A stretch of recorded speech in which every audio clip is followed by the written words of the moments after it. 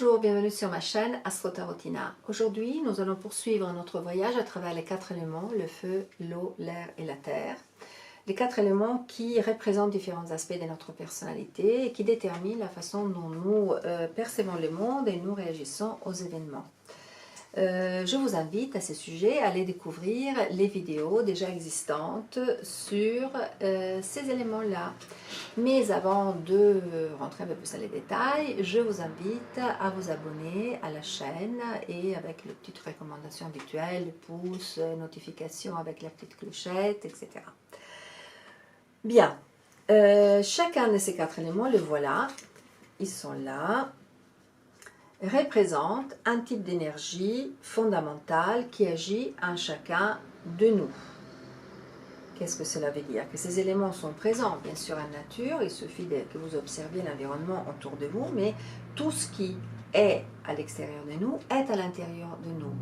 C'est un tout et nous faisons partie de ces tout. Donc, en astrologie, bien évidemment, nous pouvons voir la répartition de ces éléments-là à travers le thème astrologique, à travers le thème natal. Nous pouvons voir effectivement s'il y a un relatif équilibre de l'un de ces éléments ou alors s'il y a un excès, une carence, un manque. Et tout cela, ce sont des informations sur notre personnalité. Et le but de notre existence est effectivement d'effectuer un parcours d'évolution dans lequel nous essayons de nous connaître bien, le mieux possible en tout cas, et ensuite de pouvoir atteindre un relatif équilibre. C'est intéressant aussi de voir par exemple la compatibilité entre des familles d'éléments. Par exemple, on peut voir et on sait que le feu est compatible avec l'air parce que l'air alimente le feu. Sans l'air, le feu ne peut pas naître et sans air, le feu meurt par exemple. L'eau est compatible avec la terre parce que l'eau arrose la terre, lui permet de s'évanouir, de s'épanouir et, et effectivement un excès d'eau provoque quoi? Provoque par exemple le fait que les plantes peuvent pourrir. Donc cela nous fait déjà comprendre que ce qui est nécessaire c'est une cohabitation, une collaboration entre ces éléments-là. Nous savons que chaque élément ne peut pas exister sans les autres, a besoin des autres pour exister, et que chaque élément peut se transformer grâce aux autres, par les autres, en les autres. Par exemple, le feu peut transformer un solide en liquide, et ensuite un liquide en gaz. Vous voyez un peu. Donc, comme toujours, il y a une interconnexion, une interdépendance entre les éléments de l'univers qui sont, je le répète, présents aussi en nous. Chaque élément imprègne l'autre, mais sans l'endommager, et tout cela pour acquérir un équilibre qui va vers le fait que nous soyons centrés.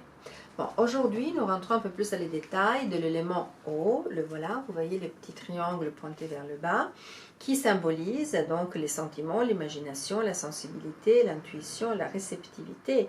L'eau continue de couler même lorsqu'il y a des obstacles, par exemple. Et pourquoi? Parce qu'elle s'adapte, parce qu'elle change de forme. Donc, elle est liée à la notion de flux. C'est un élément féminin, c'est un élément yin, passif, introverti, lié, comme on a dit, surtout à l'inconscient. Et sa difficulté consiste à trouver les bons détachements, parce que l'eau sent. Le mot clé, c'est quand même sentir. Comme l'air, donc, elle n'a pas une forme prédéfinie, mais elle prend la forme de son contenant ou de son environnement. Donc, elle est réceptive, intuitive, médiumnique, on pourrait dire, hein, empathique. Les mots-clés sont le sentiment, la sensibilité, par exemple la compassion aussi. Alors, l'élément eau comme l'élément feu, c'est quand même un élément primordial que l'homme a découvert, je dirais, au tout début de son existence sur la Terre. C'est un élément vital, c'est la matrice, c'est la source de vie depuis l'Antiquité, qui a un lien étroit, comme le feu par exemple, avec la spiritualité. En effet, l'eau est aussi porteuse d'énergie de guérison. L'eau est guérisseuse, tout comme est purificatrice, tout comme le feu, avec d'autres caractéristiques, tout comme le feu. Une autre caractéristique de l'eau, un autre mot-clé, je pourrais dire, lié à l'eau, c'est vraiment le mot transformation. Pourquoi je dis ça? Parce que l'eau gagne quand elle cède, quand elle change de forme. Par exemple, elle naît à la source, ensuite elle devient ruisseau, ensuite elle devient rivière, ensuite elle devient fleuve, ensuite elle arrive dans la mer. C'est-à-dire qu'elle se transforme continuellement, elle est un perpétuel mouvement, en évolution constante, aussi bien quand elle est lente ou imperceptible que quand elle est rapide ou précipitée. Et elle est mystérieuse aussi. L'une des caractéristiques de l'eau, c'est aussi son mystère. Alors, quand il y a un excès d'eau, par exemple, dans un thème natal, on pourrait dire que la personne, par exemple, a du mal à maîtriser ses émotions, ses sentiments. Elle peut être un peu, si vous voulez, victime aussi de ses peurs ou de ses blessures émotionnelles. Et quand il y a un manque d'eau, à l'inverse, la personne peut être peu émotive, manquer un peu d'empathie, être apparemment un peu froide. Alors, vous savez bien que j'aime aller toujours chercher un peu du côté du mythe. Alors, je ne vous dis pas l'eau, les rivières, le fleuve, la mythologie grecque. Il y en a vraiment partout. Elle regorge d'êtres surnaturels ou de divinités appartenant à la mer et à l'eau. Mais les premiers dieux marins que nous connaissons est Pontos. Et Pontos est l'un des innombrables premiers enfants de Gaïa, donc la Terre, qu'elle a généré par parthogenèse, c'est-à-dire sans l'aide, le support d'une entité masculine. Et à son tour, Gaïa aura avec Pontos beaucoup d'enfants, la légende dit 3000 rivières, fleuves, qui donneront naissance à leur tour à tout un tas de divinités liées à l'eau. Mais certainement le personnage le plus connu du panthéon marin et aquatique grec, de la mythologie grecque, est effectivement Poséidon, notre Neptune. Nous avons déjà parlé dans une vidéo concernant la planète Neptune, qui est souverain du monde aquatique, frère de Zeus, frère d'Hadès, qui devient dieu des mers, après sa lutte avec les titans, et qui lui laissera aussi, après cette lutte, il aura aussi les tridents, qui est l'un de ses symboles, c'est les glyphes aussi de la planète. Et dès l'union de Poséidon avec d'autres entités, naîtront toute une génération de divinités marines et d'eau, parmi lesquelles aussi, ne pas oublier les nymphes d'eau, donc on oublie un peu souvent, et aussi les sirènes. Maintenant, nous allons parler rapidement des signes d'eau, les cancers, les scorpions et les poissons. Les voilà notre signe d'eau, qui peuvent sembler fragiles car ils vivent intensément leurs émotions, mais c'est précisément grâce à leur capacité de vivre profondément les émotions qui sont en réalité forts et résistants. Parfois, ils sont impénétrables pour les autres, parfois même pour eux-mêmes. Ils ne se comprennent pas eux-mêmes, mais disons, ça, je dis ça avec beaucoup d'affection. Et ils ont tendance à capter les vibrations de l'environnement, à ressentir rapidement ce que les autres prouvent. Donc leurs points forts sont quoi? La sensibilité, l'intuition, la créativité et bien évidemment l'empathie. Voilà, après nous allons voir les caractéristiques de l'eau. Mais avant, je voudrais dire quelques mots sur ces signes d'eau. Leurs expériences sont filtrées par les émotions avant d'être filtrées par la raison. Et généralement, tout est dissimulé sous un calme apparent. Parce qu'en réalité, à l'intérieur d'eux-mêmes, ils vivent une espèce de tempête émotionnelle. Et pourquoi ils se cachent? Parce qu'ils sont autoprotecteurs, ils sont très sensibles. Donc, ils vous montreront ce qu'ils ressentent vraiment quand ils sont en confiance. Quand ils sont en confiance, et pour gagner une profonde confiance, un signe d'eau, il faut quand même du temps. Ils sont aussi ancrés dans les passés. Pourquoi? Parce qu'ils ont une très bonne mémoire. Et ils ont un inconscient certainement très profond qui fait d'eux pratiquement les signes les plus sensibles à l'aspect psychologique, les plus intuitifs. Ils ont une imagination débordante qui, s'ils ont de la chance, ils vont transformer par la créativité en création justement musicale, de la peinture, etc. Alors, dans leurs relations, nos signes d'eau devraient faire attention quand même à ne pas tomber dans le vieux schéma victime-bourreau, ou alors dans le sauveur. Voilà. Situation qui est fréquente, par exemple, chez nos amis, voilà, la poisson, qui certes paraissent fragiles, mais ils ne sont pas tant que ça. Ils ont une grande force. Ils ont la force de l'adaptabilité. C'est l'adaptabilité de l'eau. L'eau ne se, contrairement aux signes de feu par exemple, l'eau ne se heurte pas au rocher, elle contourne le rocher. Et ça, c'est la grande qualité des signes d'eau. Donc, une eau dont les caractéristiques varient selon les saisons. Donc, nous partons par le Cancer. L'eau du Cancer, c'est l'eau qui donne la vie, qui va de l'organisme unicellulaire jusqu'au liquide amniotique qui permet la gestation de l'embryon. Donc c'est la matrice. Et c'est un signe cardinal de début d'été, c'est l'émotion qui génère l'action. On pourrait dire ça comme ça, s'il devait y avoir un slogan pour les cancers. Ensuite, nous passons à l'eau du Scorpion. C'est une eau complètement différente, qui se décompose, qui crée l'humus, qui pénètre en profondeur dans la terre, qui coule souterraine et qui peut jaillir soudain. Ça, c'est le Scorpion qui est un signe fixe des mi-automne.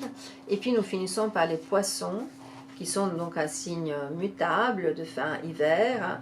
Et quelle est l'eau des Poissons? C'est l'eau qui nourrit la terre, qui tombe du ciel, qui nourrit aussi les océans, qui nourrit par métaphore et par extension les profondeurs de la conscience personnelle et collective.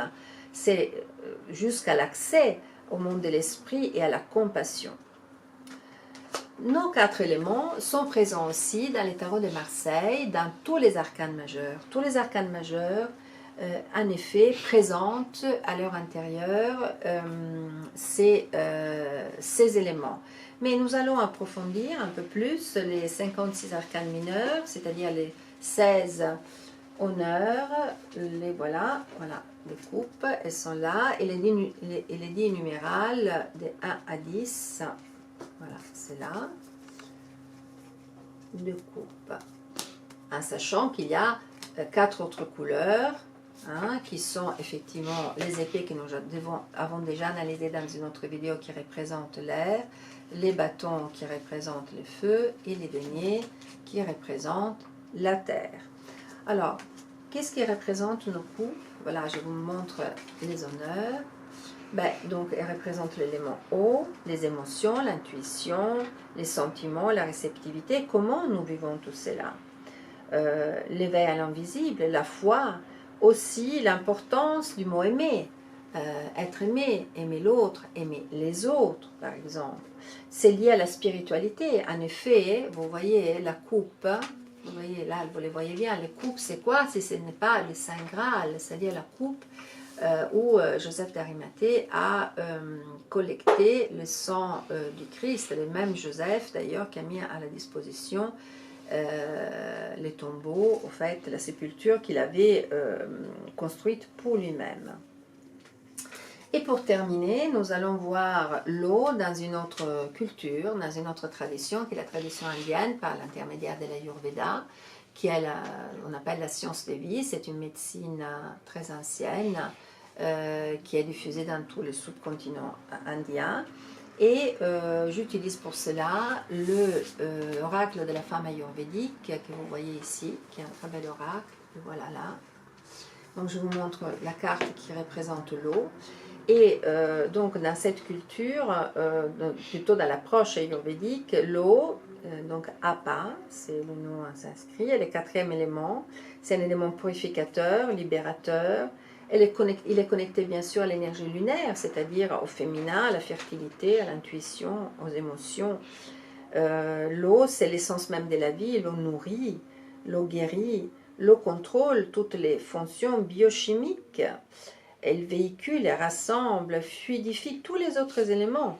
Elle est responsable de la cohésion, par exemple. C'est un symbole de sagesse, elle pousse toutes les formes, exactement comme dans notre tradition.